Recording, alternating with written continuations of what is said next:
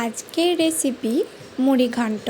নমস্কার সবাইকে, সম্পাস blog and শর্টসের আবারও একটা রেসিপি নিয়ে চলে এসেছি তোমাদের সামনে। আশা করি সবাই খুব ভালো আছো আর সুস্থ আছো।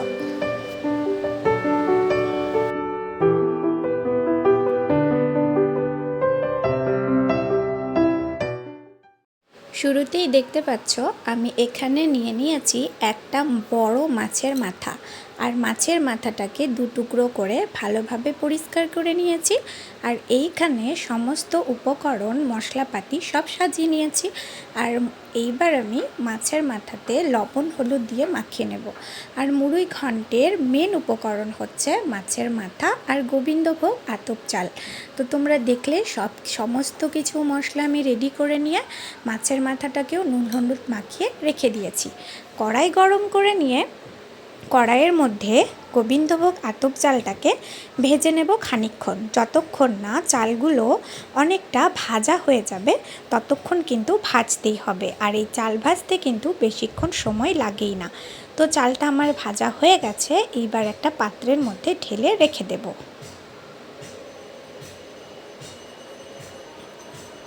চাল ভেজে নামিয়ে নিয়েছি। এবার সেম কড়াইয়ে গরম করে সর্ষের তেল দিয়ে তেলটাকে একটু সাঁতলে নিয়ে মাছের মাথা দুটোকে ছেড়ে দেব। আর খুব ভালোভাবে মাছের মাথাকে ভেজে নেব। মাছের মাথা কিন্তু খুব ভালোভাবে ভাজতে হয়, নইলে পরে উপরটা লাল হয়ে গেলেও ভেতরে কিন্তু কাঁচা থেকে যায়। এই জন্য ওলট পালট করে বেশ কিছুক্ষণ সময় নিয়ে মাছের মাথা দুটোকে খুব ভালোভাবে ভেজে নেব। যেহেতু আমার বাড়ির মেম্বার কম, সেহেতু আমি এখানে একটা মাছের মাথায় ব্যবহার করেছি। যদিও বা তোমরা বুঝতেই পারছো মাছের মাথাটা অনেক বড়। তো তোমাদের ফ্যামিলিতে যদি সদস্য বেশি থাকে তাহলে সেই হিসাবে মাছের মাথার পরিমাণটা তোমরা নিয়ে নিতে পারো।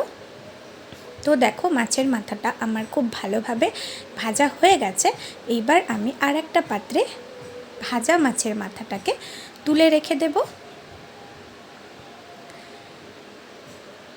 এইবার সেম তেলের মধ্যে আমি দিয়ে দেব টুকরো করে কেটে রাখা আলুগুলোকেও আমি খুব ভালোভাবে ধুয়ে পরিষ্কার করে রেখেছিলাম। আর আলুগুলোকেও আমি খুব ভালোভাবে ভেজে নেব, একদম গোল্ডেন ব্রাউন কালার না হওয়া অবধি আলুটাকে আমি ভাজতেই থাকবো। তো এই যে দেখো আমার আলুটাও একদম ভাজা হয়ে গেছে।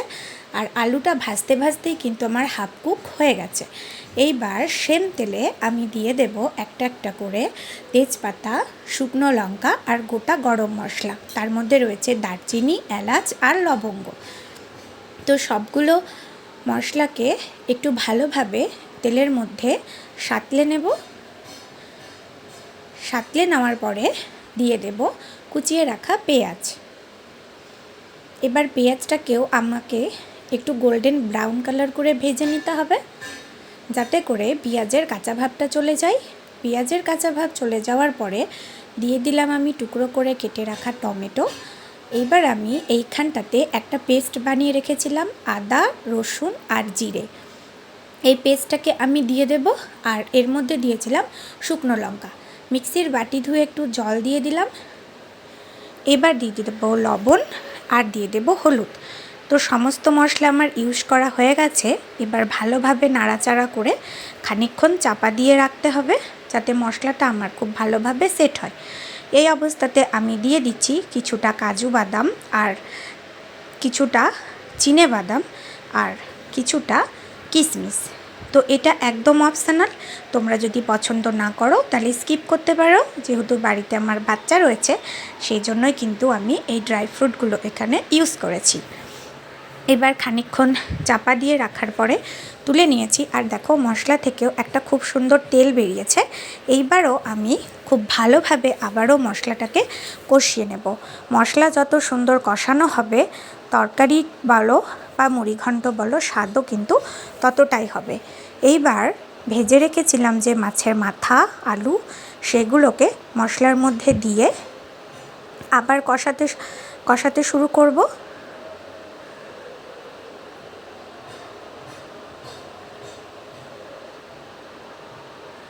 এইভাবে খানিকক্ষণ কষিয়ে নেওয়ার পরে আমি এইখানে অ্যাড করে দেব ভেজে রাখা গোবিন্দভোগ আতপ চাল, দিয়ে আবারও সমস্ত উপকরণকে খুব ভালোভাবে কষাতে আরম্ভ করব।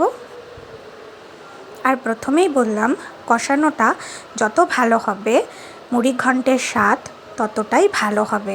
এমনকি যে কোনো তরকারি, যে কোনো সবজি কষানোটা যদি তোমাদের ভালো হয় তাহলে তরকারির স্বাদটাও কিন্তু ভালো হবে। এবার মাছের মাথাটাকে খুন্তির সাহায্যে আমি ভেঙে নিয়েছি আর সবগুলোকে খুব ভালোভাবে কষিয়ে নিয়েছি। ঠিক এই পর্যায়ে আমি দিয়ে দিচ্ছি জল। তো জলটা খুব পরিমাণ মতো দিতে হবে, না বেশি না কম। এতে করে জলের পরিমাণ যদি বেশি হয়ে যায় তাহলে পরে চাল একদম গলে যাবে, তখন মুড়িঘণ্টের স্বাদটা একদম নষ্ট হয়ে যাবে। আর যদি জল কম হয় তাহলে চালটাও আধা সেদ্ধ হবে, তখনও কিন্তু স্বাদটা একদম নষ্ট হয়ে যাবে। এই জন্য জলের মেজারমেন্টটা খুব ভাইটাল এক্ষেত্রে। তো দেখতেই পাচ্ছ এইবার ফুটে গেছে। আর তরকারির মাপে মাপেই কিন্তু আমি জলটা নিয়েছিলাম, যাতে তরকারিটা জলের মধ্যে ভেসে না যায়। একদম টাই করে তরকারি আর জলের পরিমাণটা সমান ছিল। এই যে দেখো, জলটা ফুটে আমার চালটা সেদ্ধ হয়ে গেছে। মতো অবস্থায় আমি খানিকক্ষণের জন্য চাপা দিয়ে দেব, কেননা চাল আমার একটু আধসিদ্ধ রয়েছে। খানিকক্ষণ বাদেই আমি চাপাটা সরিয়ে নিয়েছি আর তোমরা দেখতেই পাচ্ছ চালগুলো একদম পারফেক্টলি কুকড হয়ে গেছে।